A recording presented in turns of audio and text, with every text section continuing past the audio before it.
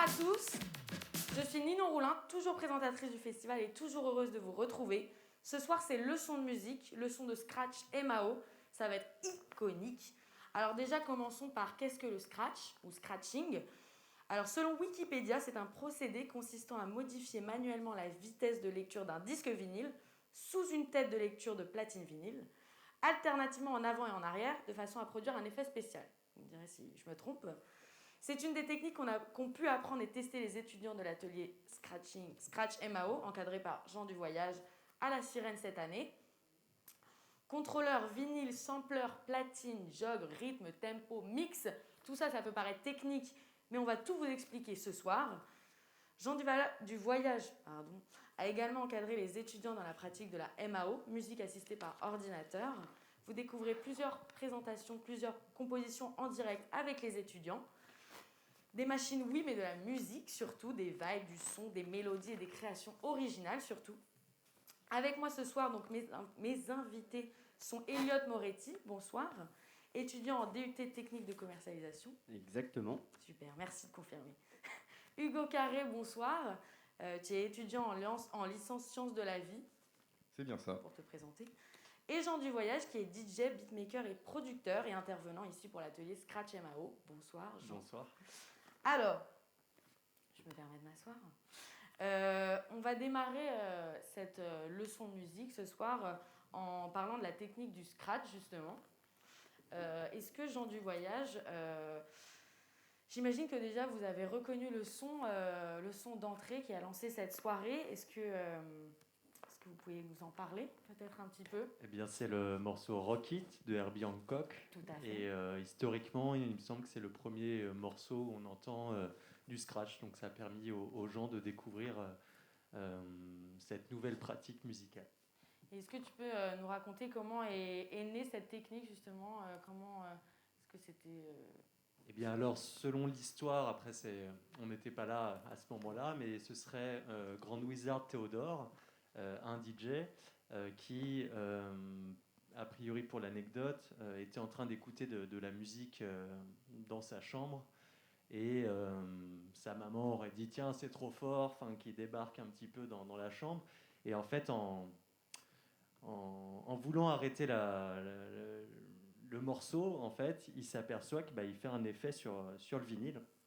Et ça aurait pu être ça l'origine. En tout cas, il y a quelqu'un à qui c'est arrivé en premier et qui s'est dit tiens, avant c'était sacré, il ne fallait pas toucher le vinyle, et puis on écoutait la musique, on attendait que le morceau aille jusqu'à la fin. Mais pour beaucoup de personnes à cette époque, à savoir dans les années 70, il fallait absolument pas mettre sa main sur le vinyle, puisque ça risquait de le salir, de l'abîmer.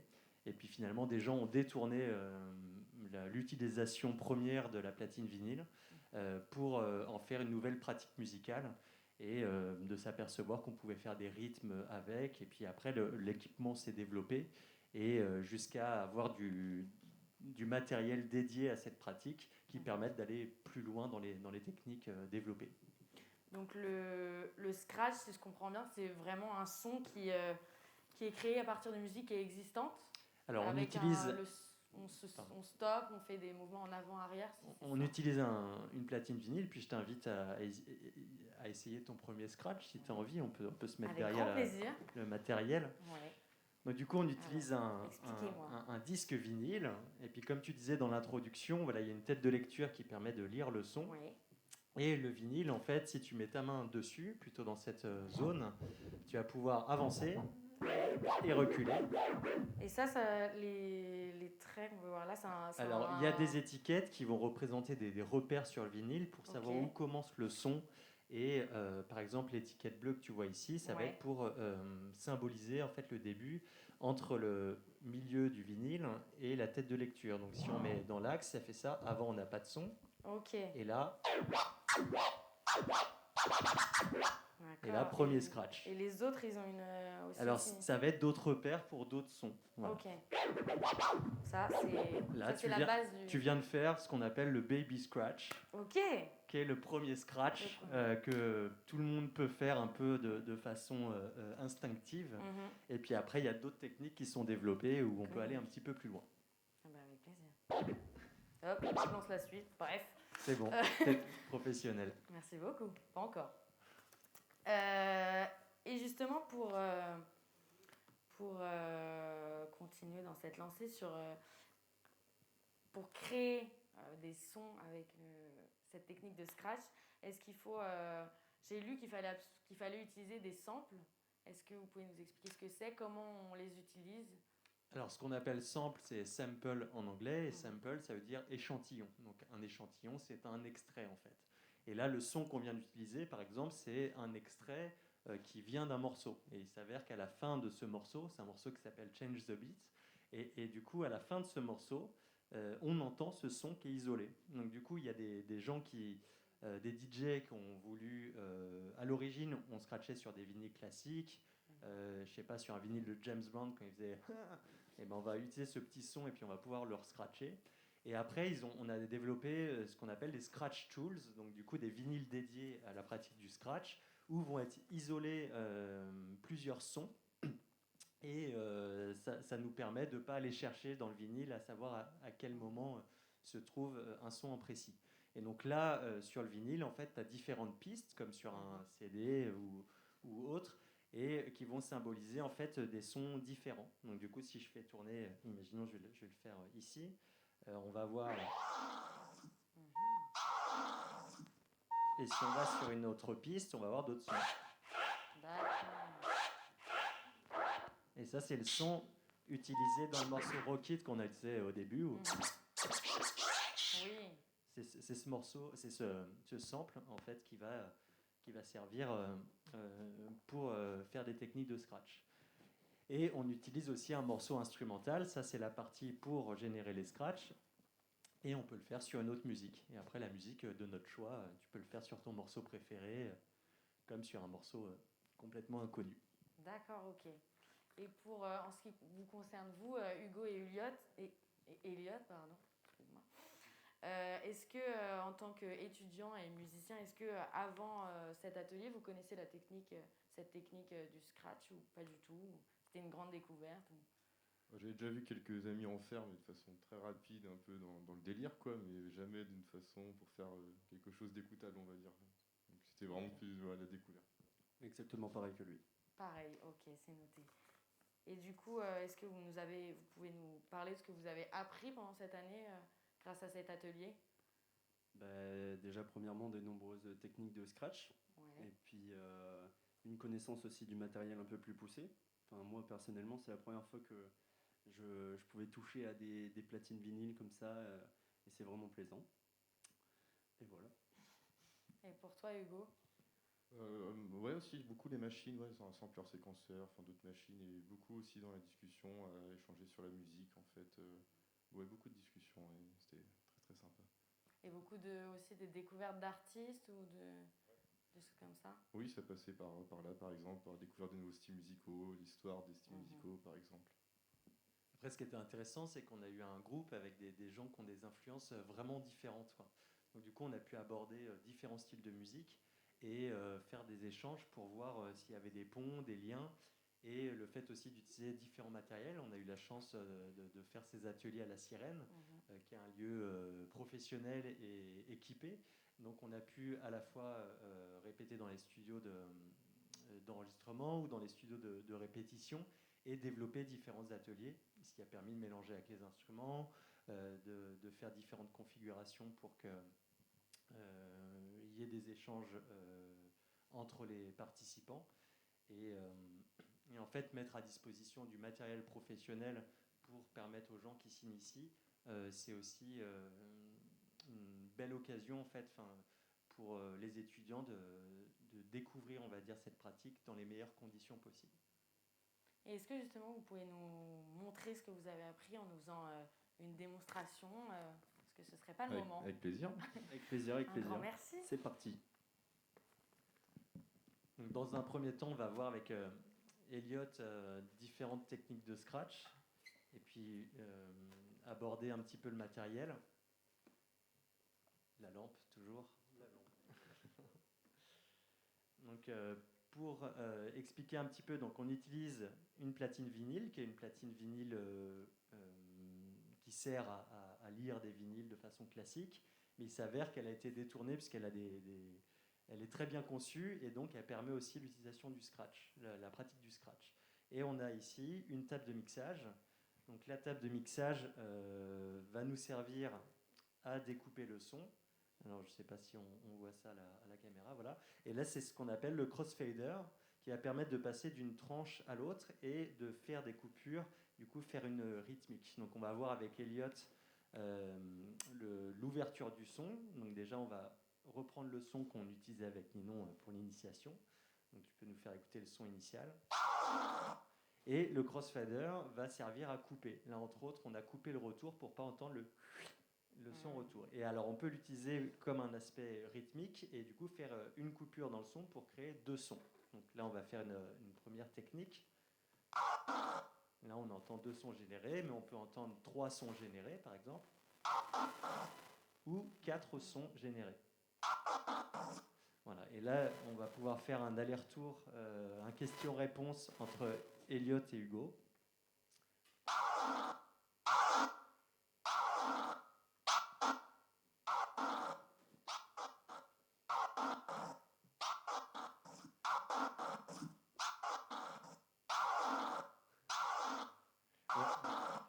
Donc là, on a vu qu'on peut se parler avec le scratch et communiquer de cette façon. Après, là, on l'a fait sans musique. Ça a été la première étape de l'apprentissage. Et après, on l'a fait en musique. Je vais laisser Hugo et Elliot vous faire cette démonstration.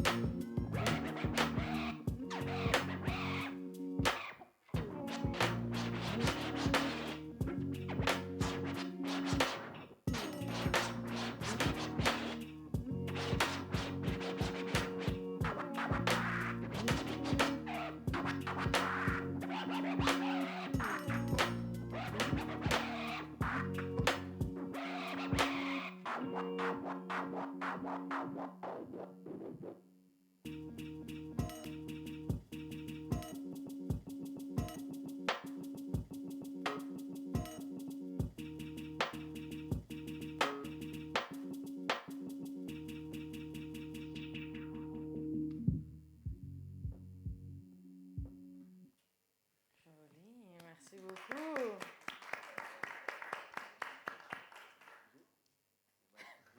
Pas très poli.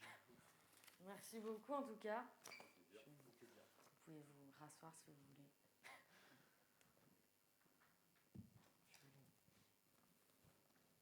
Et du coup, pour passer à plutôt ce qu'est la MAO, la MAO, est-ce que en 3 mots, Jean, vous pouvez nous décrire ce que c'est?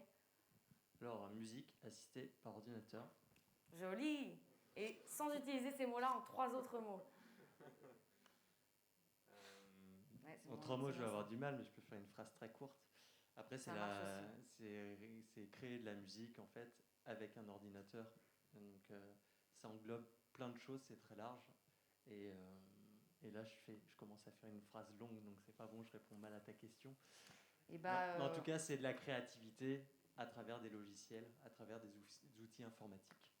et pour mieux comprendre ça, les étudiants ont réalisé justement un vlog, une petite vidéo pour, comme les youtubeurs, pour expliquer ce que c'est. Où on les suit dans les studios de la Sirène. On va tout de suite du coup regarder cette petite vidéo.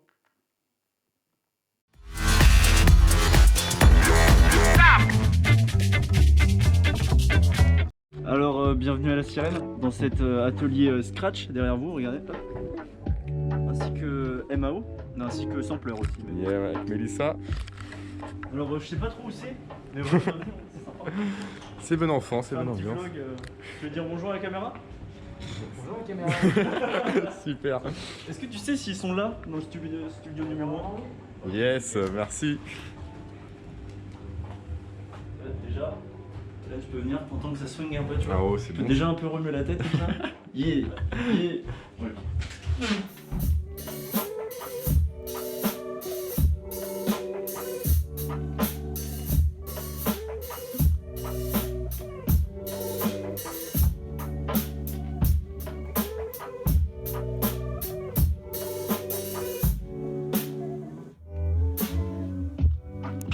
Quoi? Voilà, on se répond. Vas-y.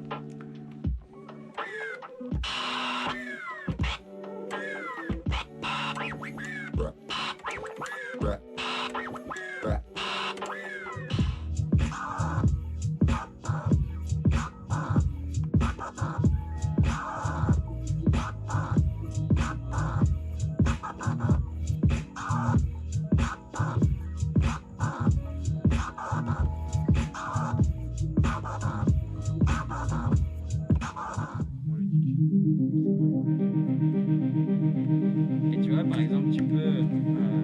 Tiens, bah, ça, tu vois, tu vas aller sur le sub là, imaginons, et tu peux en enlever. Et là, tu peux rajouter des basses avec ce sub. Moi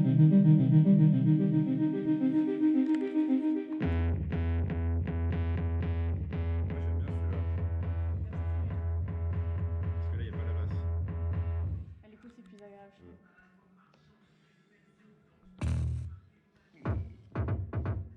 Ah mais là regarde. Ah non c'était normal, c'est pas bon. C'est lui en fait qui fait le bordel.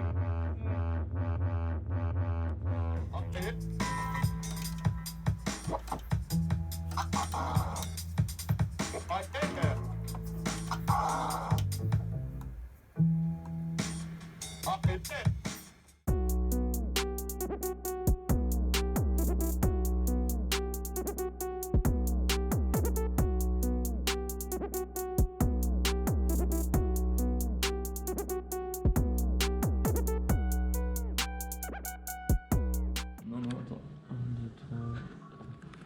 On est en 16, donc je vais refaire. Tu mets ça comme ça, et lui tu mets ça comme ça. Ce serait mieux, je pense, comme ça.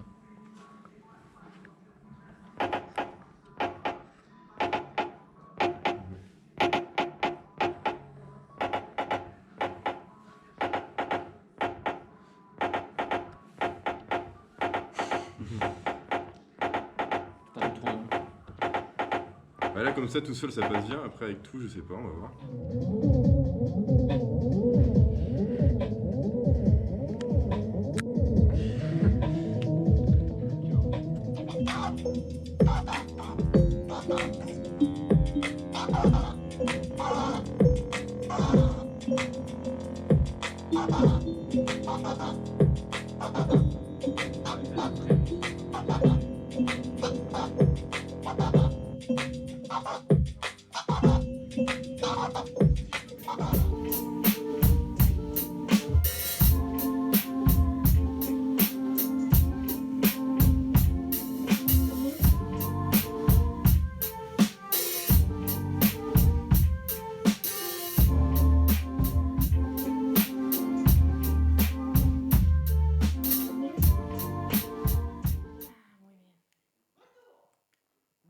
nos deux invités qui nous ont rejoints.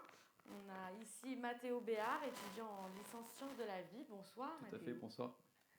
Et juste ici, on a Tom Laverne, qui est étudiant, lui, en licence informatique. Pardon. Bonsoir. C'est ça, bonsoir. Alors, en ce qui concerne la MAO, vous êtes maintenant spécialiste, je pense. Est-ce que vous pouvez m'expliquer comment ça marche? Moi, j'y connais rien. Si, imaginons, j'ai envie de commencer à faire de la musique sur mon ordinateur, comment ça se passe? Comment on commence?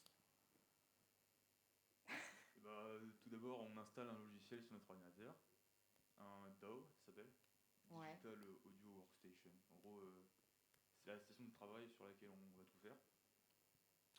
Et avec ça, on peut enregistrer des instruments, on peut aussi placer des percussions, on peut tout faire en fait. On peut écrire des mélodies avec la souris. Voilà. Et vous, vous deux, avant cet atelier, est-ce que vous aviez déjà eu une pratique de la musique ou c'était vraiment le début, la découverte? Alors moi j'ai découvert la musique par la batterie Ok. et après j'ai découvert aussi la MAO. J'en ai fait pendant 2 ans avant de m'inscrire à cet atelier pour un peu développer mes techniques et apprendre de nouvelles choses au niveau style. Donc d'abord par la pratique d'un instrument et pour toi, Tom, tu avais déjà une pratique? Ouais, j'en faisais déjà un petit peu. Et puis, du coup, j'ai vu cet atelier, je me suis dit, c'est l'occasion. Ça faisait longtemps que tu pratiquais la MAO, tu avais commencé tout seul? Ça faisait 3 ans et ouais, j'avais commencé seul. Ok. Et quelles sont vos influences musicales? Qu'est-ce qui vous inspire pour créer? La musique qu'on écoute tous les jours à la radio ou même tout seul, donc le rap, le hip-hop plus. Ouais, est-ce que tu as des exemples précis, des exemples. artistes? Des beatmakers connus qui ont fait plein d'albums. Il y a Sizi, c'est comme ça. Ils font des vidéos sur YouTube où ils montrent comment ils font tel ou tel instrumental. Mhm. Et du coup, on peut prendre exemple là-dessus pour faire tel effet ou tel style de musique. Et on peut essayer de le reproduire et du coup découvrir de nouvelles façons de produire. Et pour toi, est-ce que tu as des artistes en tête qui t'inspirent? Moi, j'écoute pas mal de sons pas très connus, on va dire, sur SoundCloud ou des plateformes comme ça. Et des sons un peu expérimentaux, parce que du coup, ça m'inspire pour composer, quoi. Pour composer. Comme Yume ou Sebjin, on va dire. Ok. Est-ce que tu peux nous montrer du coup comment tu composes? Comment ça se passe? Je vais vous montrer comment on a composé l'instru sur laquelle Hugo et Elliot ont scratché juste avant. Oui. Donc, tout d'abord, il y a Pierre Mo qui a enregistré une guitare, Mhm. mais il n'est pas présent ce soir, mais voilà. On pense à lui. On pense à lui. Pierre Mo. On lui fait la bise. Si Enfin tu nous non, vois. non, pardon. Et du coup, on s'est servi de cette guitare comme base pour Ouais. construire tout le morceau. Ok, merci Paul. Il me faut mes deux mains quand même. Du coup, je vais vous faire écouter la guitare seule.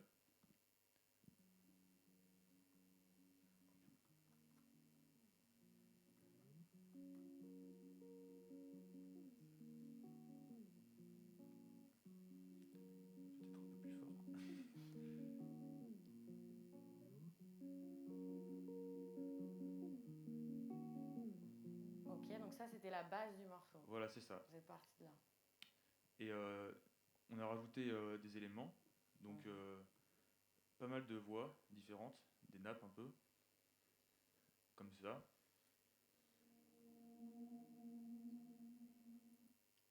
Ou encore ça. Enfin, ça c'est un flexatone, c'est un instrument, un peu comme... c'est un instrument bizarre que personne ne connaît. Et ça, c'est pas des instruments que vous avez enregistrés, c'était déjà dans... Ça c'était des samples. Ouais, vous avez téléchargé des... Non, pas du tout. Bizarre.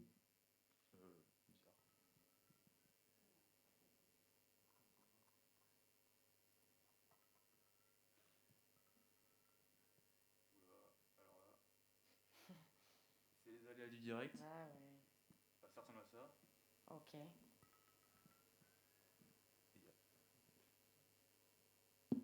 Je ne comprends pas. Ouais. Bizarre. Bon. Alors, continuons. Là, on a d'autres voix, Mhm. toujours.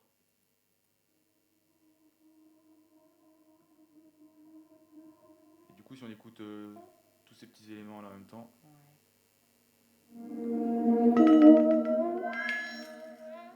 Ouais, ok. Bon. Voilà, c'est assez ambiant. Ça fait planer, c'est beau. Et ensuite, on a rajouté une petite basse. Donc, ça, c'est pas un vrai instrument, c'est un instrument virtuel Ok. du logiciel. Et on peut écrire les notes comme ça. Voilà, on peut mettre. Ok. Donc ça, c'est toi qui as... Voilà, j'ai dessiné avec la souris, j'ai cliqué. Voilà, c'est juste du clic. Ok. Mais c'est quand même réfléchi. Et ça donne ça.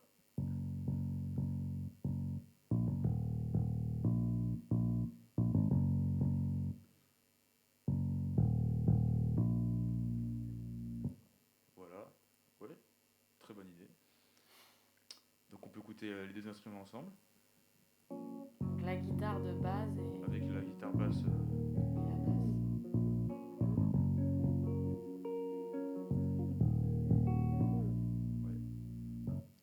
Et donc la guitare a été enregistrée à la Sirène, Mhm. Dans les studios. dans les studios de la Sirène, voilà, par Pierre Maud, encore une fois. Donc Et, qui est étudiant aussi Voilà, c'est ça. dans l'atelier. Ensuite, on a fait plein d'éléments rythmiques. Donc la plupart c'était des samples, mais on a aussi utilisé des enregistrements de Matteo à la batterie. Mhm. Donc on avait un kick, ensuite une snare, tous les temps. Ensuite une petite cymbale. Je crois que c'était toi. Et là, l'ordre dans lesquels tu nous les fais écouter, est-ce que c'est l'ordre dans lesquels tu les as assemblés Non, ou pas du tout. Je les ai mis comme ça parce que y a une logique un peu. Enfin, on met souvent le kick et le snare ensemble. Ok. Et après, parce que c'est les deux percussions les plus importantes, entre guillemets. Ok. Et après, les autres, c'est plus décoratif. Ok. Mais ils ont quand même une importance. Et est-ce qu'il y a un ordre dans lequel vous travaillez? Vous commencez là, vous avez commencé avec la base de la guitare. Et Alors, on est après, vraiment il y a... parti de ça. Et puis, on a mis des percussions après, je crois, pour essayer Ok. de, de donner forme à tout ça. Et puis la basse après, je pense. Et puis les voix qui sont plus là. C'est un peu au feeling le choix des... C'est ça, de ce que... En fait, La plus composition. on avance, et plus on a des idées. Et des fois même, on se rend compte que des choses Des choses qui sont vont pas pas, folles. Et puis ouais. on change. Et puis voilà. Ouais. Donc ça, c'est Ok. toutes les percussions ensemble. D'accord.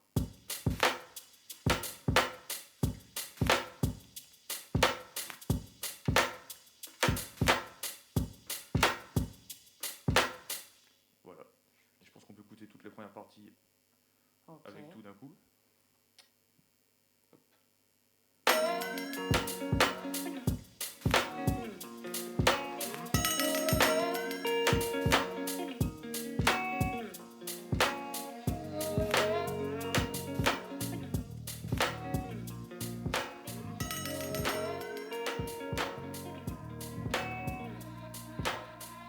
Voilà. Et ensuite, pour faire varier un petit peu tout ça, parce que sinon ça aurait été un peu redondant, on a appris la mélodie de guitare de Pierre Maud, qu'on a baissé d'une octave. Et du coup, ça fait une petite variation assez sympa.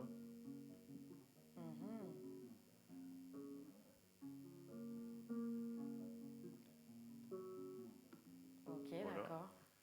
Une autre variation qu'on a faite, c'est qu'on a mis cette guitare-là à l'envers. Donc c'est très simple, on clique sur un bouton et ça le met à l'envers. Ok, oui, tout se passe, tout Voilà, se fait dans le c'est logiciel. le logiciel qui fait tout. Et du coup, ça donne ça.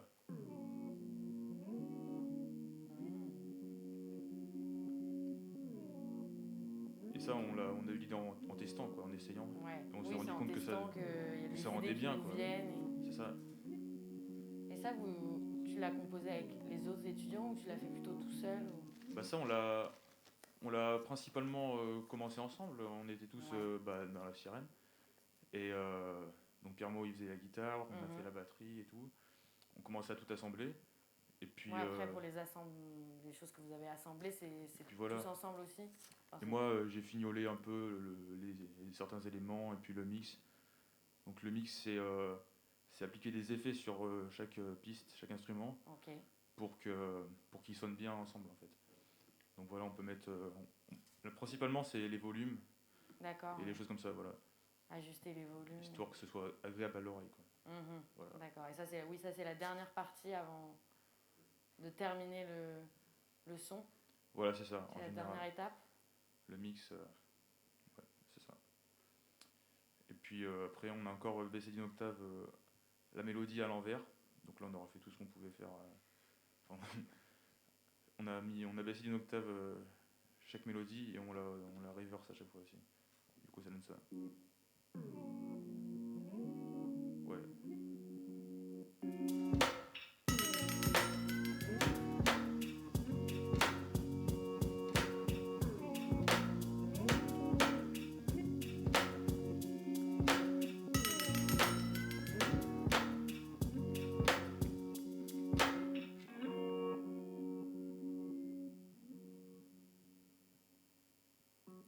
Et voilà, c'est à peu près tout. Et ça t'a pris combien de temps pour faire ce son-là?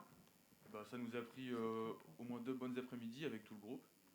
Et moi, j'ai pas passé énormément de temps pour finir. On a fait le plus gros du travail ensemble en fait. Voilà. Et à côté, vous travaillez encore, vous continuez en dehors des ateliers de travailler sur des morceaux comme ça? Moi, oui, tout le temps, enfin, quand j'ai le temps. Mais pour le plaisir, pour faire différents styles, essayer telle ou telle chose, voir si ça marche, puis progresser. Ouais, pareil, dès que j'ai un peu de temps, et voilà, je vais sur l'ordi et je compose. Vous travaillez sur quel logiciel là? Alors ça, c'est FL Studio, Ok. donc voilà, mais il y a pas mal d'autres logiciels. Et ce qui est bien, c'est que dans le groupe, on a quasiment tous des logiciels différents, du coup on a pu Ah oui. voir un peu de diversité. Ok, c'est pas un logiciel que genre où tu imposes ou tu imposes, tu recommandes parmi d'autres. Après, non, je n'impose pas déjà. Enfin, pour Oui. répondre à ta question, je n'impose pas ça. Et puis en plus, on a pris beaucoup de liberté dans ces ateliers. Et puis on s'est rendu compte qu'en prenant des libertés, en fait, chacun a pu s'inspirer en fait de l'univers de l'autre. Et puis en fait, chacun, je pense que dans le choix du logiciel, il faut voir ce qui est instinctif, c'est-à-dire que il y a des logiciels qui vont paraître plus faciles pour certaines personnes et d'autres non, en fait. Donc ça peut avoir un intérêt d'utiliser tous le même logiciel, mais il y a aussi un intérêt à ce que chacun utilise un outil où il se sente en adéquation, en tout cas à pouvoir s'exprimer un peu plus librement. Et puis à chaque fois, c'est les mêmes notions qui reviennent. On parle de logiciels différents, mais en fait, les notions sont similaires. En fait, c'est juste différentes façons. C'est comme, je sais pas, pour la peinture, de dire il y a différentes façons de peindre, mais finalement, on parle toujours de peinture. Et là, on parle toujours de musique. C'est rigolo parce qu'on voit des couleurs d'ailleurs sur le logiciel, et puis il y a un vrai parallèle entre les couleurs et la musique. Donc après, c'est comme si voilà, chacun avait sa palette de couleurs, chacun ses pigments, et puis en fait, on va dans tous les cas essayer de faire un tableau. Et puis en plus, là, il y avait cette notion collective où chacun pouvait apporter un petit peu son expérience et puis sa curiosité. Et puis là, effectivement, on a pu développer à la sirène un certain nombre de choses qui auraient pu pas forcément été possibles ailleurs. Et donc on est vraiment, enfin moi je suis super content du travail qu'ils ont fait et puis de voir qu'ils ont pu faire des choses qui sortent parfois de leurs habitudes. Et puis là, il y avait beaucoup d'influences différentes. Donc c'était cool de pouvoir accorder différentes personnes sur un projet en commun. En plus, on a vu Hugo et Elliot qui ont scratché sur ce morceau, donc ça faisait une vraie continuité d'avoir une partie du groupe qui travaille sur des morceaux et que l'autre partie du groupe qui fait du scratch puisse utiliser ce morceau pour scratcher dessus. Donc je suis vraiment content voilà, qu'il y ait pu y avoir un échange entre les différentes personnes de ce groupe. Et est-ce que vous pensez justement que ces techniques, que ce soit Scratch ou MAO, est-ce que vous pensez que c'est plutôt destiné ou adapté à un certain style musical, à certains genres musicaux, un genre particulier, ou que ça peut s'adapter à toutes sortes de styles? Après, tout est possible. Enfin, on parle de musique. Donc, en plus, il faut savoir que le scratch, à l'origine, c'est une pratique d'autodidacte. En fait, il n'y a pas de conservatoire de scratch, même s'il y a des écoles après qui se sont développées. Et puis, finalement, moi, je fais des ateliers, donc je transmets. C'est une forme enfin, c'est de l'apprentissage. Mais à l'origine, c'est que des gens qui sont autodidactes. Donc qui ont pris cette liberté de faire comme ils souhaitaient, en fait. Et ça vient, c'est lié à la pratique, au mouvement hip-hop, puisque le scratch à l'origine était lié à ça, et c'est comme le graphe. Il y a plein de gens qui viennent pas des beaux-arts, et puis finalement qui vont faire des œuvres incroyables sans être passés par un cursus classique. Donc là, c'est de la musique. On peut utiliser, avec les vinyles, on peut utiliser de la musique classique, du rock, du jazz. En fait, tout est possible. Les limites, c'est sa propre imagination, et puis sa technique, à savoir, plus on va développer de la technique, plus on va avoir un spectre assez large. Et justement, tu parles de parcours. Est-ce que tu peux nous parler de ton parcours? Est-ce que toi aussi, tu as appris en autodidacte? Du coup, comment ça s'est passé pour toi? Alors à l'origine, oui, j'ai commencé. Alors ce qui a dû m'inspirer fortement, c'est le film La Haine, où on voit un DJ, entre autres Cut Killer, faire une performance en haut d'un immeuble à sa fenêtre, et où il mélange justement Edith Piaf, Assassin, enfin plein de choses, où je me suis dit, tiens, ça me paraît... c'était nouveau en fait. Je voulais me mettre à la musique, mais la partie, on va dire, scolaire m'attirait moins. Et là, je vois quelqu'un utiliser ses platines pour faire un résultat qui m'a bluffé quand j'ai découvert ça. Et je me suis dit, tiens, c'est ça que j'ai envie de faire. Donc après, je m'y suis mis par moi-même. Et puis après, c'est une communauté, c'est-à-dire que comme on n'était pas nombreux, il y a plein de DJ, mais les scratchers, on est beaucoup moins nombreux. Donc dès qu'on est dans une ville où il y avait d'autres scratchers, en fait, on se rencontrait, et puis souvent on s'invitait chez nous pour transmettre des techniques. Donc du coup, dès qu'on avait trouvé quelque chose, on avait envie de le partager. Et puis inversement, enfin, on pouvait avoir cet échange. Et puis après, encore une fois, il y a des gens qui préfèrent apprendre par eux-mêmes, puis d'autres qui préfèrent avoir cet échange avec d'autres pour progresser. Et puis il y a eu les compétitions. Moi, par rapport à mon parcours, ça a été lié à ça, c'est-à-dire qu'il y a des compétitions de scratch, donc des championnats de France, des championnats du monde. J'ai eu la chance de faire des championnats de France, les gagner et d'aller aux championnats du monde aussi. C'était en équipe avec deux acolytes. Donc ça a été ma façon d'apprendre. En fait, c'était la compétition qui poussait le niveau, où en fait ça poussait à s'entraîner de plus en plus pour pouvoir faire quelque chose de cool au moment de la compétition, quoi. Et après, c'est sa limite aussi, c'est-à-dire qu'une compétition dans la musique, c'est dur de savoir ce qui est mieux, est-ce qu'il y a vraiment un vainqueur, en sachant qu'on peut avoir deux choses de qualité, mais qui sont dans des goûts différents. Donc c'est le goût des jurys qui va jouer. Et je m'en suis détaché après pour créer ma musique, et puis être dans un circuit de compétition qui finalement m'ennuyait, et où je me sentais un peu trop... qu'il y avait trop de barrières, trop de contraintes. Et c'est là où je me suis mis à composer de la musique. Et par la suite, voilà, de fil en aiguille, en fait, j'ai fait écouter ma musique. Et par exemple, avec La Sirène, voilà, j'ai eu un échange avec le directeur, et qui a été curieux de voir ce que je pouvais composer. Et c'est là où j'ai commencé à être accompagné par cette salle, et de découvrir d'autres possibilités, et puis d'avancer un petit peu dans mon cheminement professionnel. Et en ce qui concerne justement ce processus, est-ce que tu peux nous parler de toi, ta façon de composer, ce qui t'inspire? Alors ma façon de composer, c'est très instinctif, ça vient ou ça vient pas.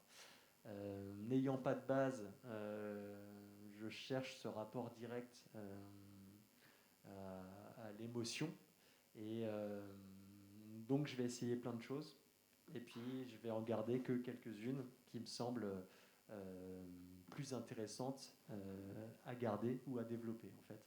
Donc je vais être vraiment dans ce processus instinctif où je sais pas, chaque morceau est différent.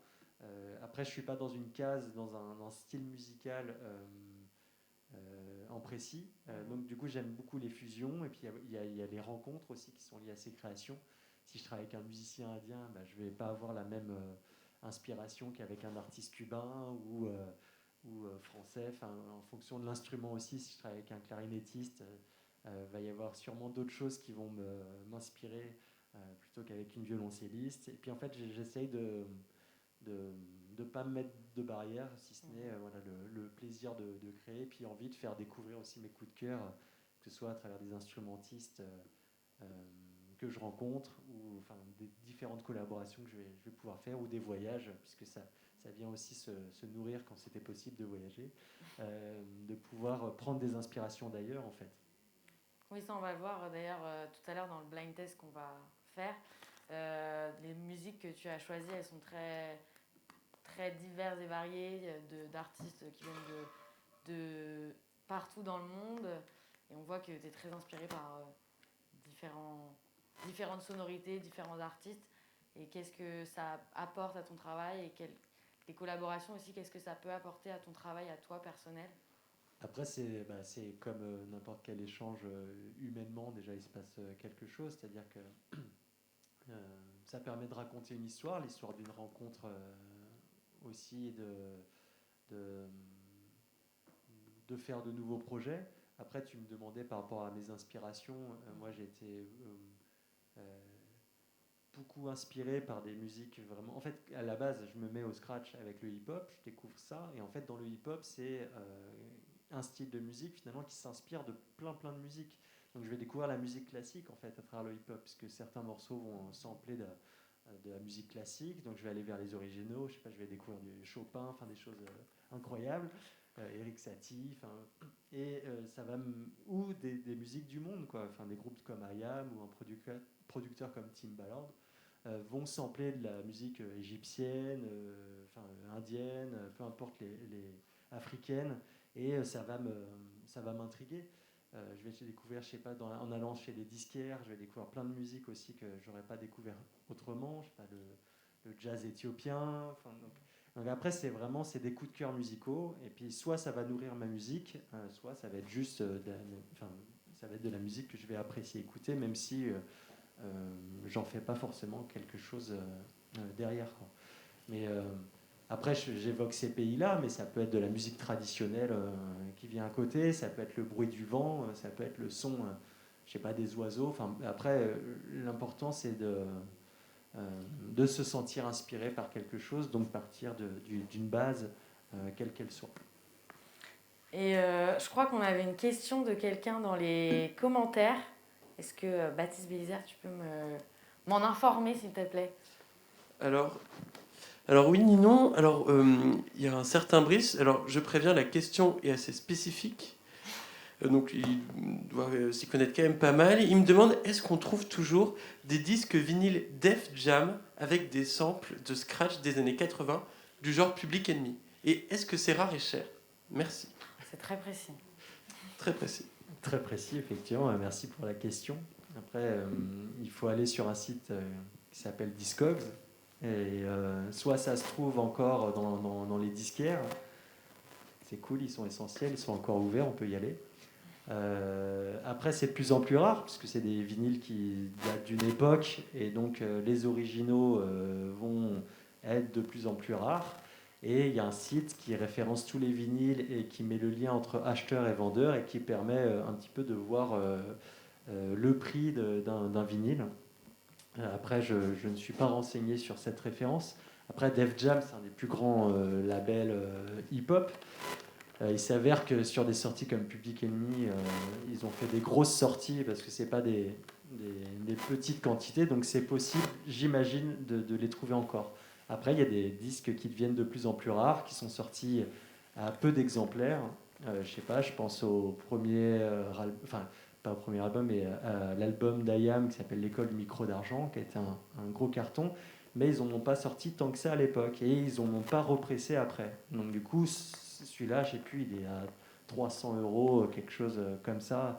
Donc un vinyle qui vaut à l'origine entre 15 et 25 € peut prendre une grosse valeur avec la rareté, et puis plus les années passent, plus ça devient rare de trouver certaines pièces. En tout cas, je l'invite à aller sur Discogs et à voir s'il trouve son bonheur. Merci beaucoup. Merci beaucoup pour la question aussi. Et en ce qui concerne la musique, on sait que c'est beaucoup des tendances, des modes, etc. Est-ce que vous pensez que le scratch et la MAO, c'est quelque chose qui est très utilisé aujourd'hui, qui est moins utilisé, qui était très utilisé, c'est redescendu?